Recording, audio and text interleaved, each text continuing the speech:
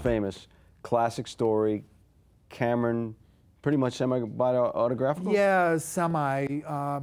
Now legend, it makes it complete autobiography, but semi-autobiographical. A lot of us as kids, the youngest guys in the room, being thrown into that, and anecdotes. But obviously, just as such a touching screenplay and script. And with that, we, of course, had the onus and the challenge of creating an original band that sounded classic, and got Mike McCready and Nancy From Pearl Jam. with Cameron writing some lyrics to cull together some kind of, with some great riffs and thundering pieces that turned out to be our Stillwater group in Almost Famous. And so those original songs and the band anchoring our story and musical design, and then of course letting the two of us alone with our record collections and our youth and our diaries from that period, and name it. I had 77 songs to score that picture.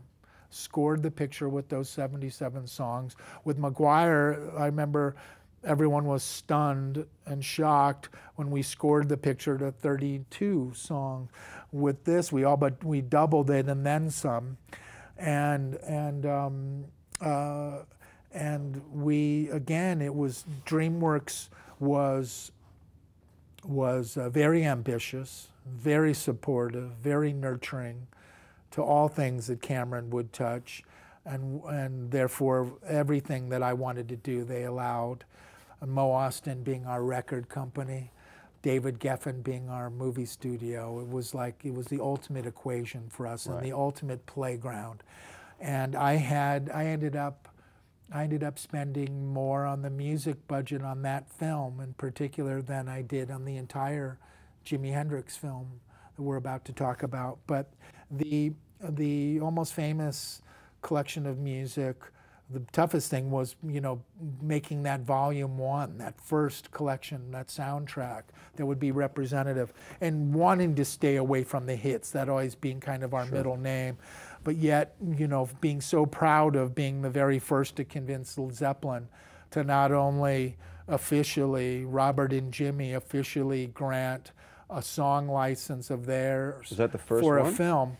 They had done it inadvertently. You won't be able to find the scene now because it's been erased, but inadvertently there were a moment used in earlier versions of Fast Times at Ridgemont High, and I believe it was, I don't know if it was rock and roll, I don't know what the song was. The story has been so convoluted through the decades. I forget. Almost Famous used 5, not one song, not 2, but 5 songs of theirs, and then Cameron and I were so confident. I begged him for my friend's trust. I felt so strongly that we should complete the film, not go in and ask them in front, which we had originally all but gone to the airport and waited for a plane. And I just felt so strongly that this was so ill-timed to go and to try to convince these guys who hadn't spoken to each other at that time, that year. And I just felt, again, it's just my odd sense of timing. I challenged Cameron. I wanted to wait till we had the finished film. And so we layered in 4 different songs, and I had spent a year and a half in kind of that Henry Kissinger role, the shuttle diplomacy between London and here, to try to just set a meeting and to try to pull Jimmy and Robert into the same room where we could screen the film. And with their great managers, Robert Rosenberg and Bill Kerbishley, were able to get them the first time they had hung out in a year and a half. Jimmy had gone off with the Black Crowes when Robert didn't want to tour. Robert did something. And on the balmiest summer day, close to 100 degrees in London, Robert came from like the tennis court. Jimmy picked him up, and they drove in, reminiscing all the way. And, Cameron and I alone with our editor in the room, screening them in Soho, the Almost Famous. And I remember, the film ends and Cameron was, you know, out of his mind, nervous. I'd never seen him that nervous before. Maybe the marriage, maybe the wedding ceremony. I'd never seen him that nervous. Right. And it was really, really fascinating because we ended up going to dinner, the four of us, immediately thereafter, talked about the film, got them so nostalgic and reminiscent of their touring days. Jimmy broke out some of the great stories. Robert challenging, you know, their competitiveness, challenging and countering with his anecdotes and stories, and you know, everything from drugs to girls to the road, and really one of the great dinners imaginable. And left them about 1 in the morning, and they drove off together, which was a great sign. And Cameron and I went back to the hotel, and we were so enthused and so, but also, you know, nervous. Did they commit at dinner or no? No, you know, no. We did everything but discuss business commitment. None of that.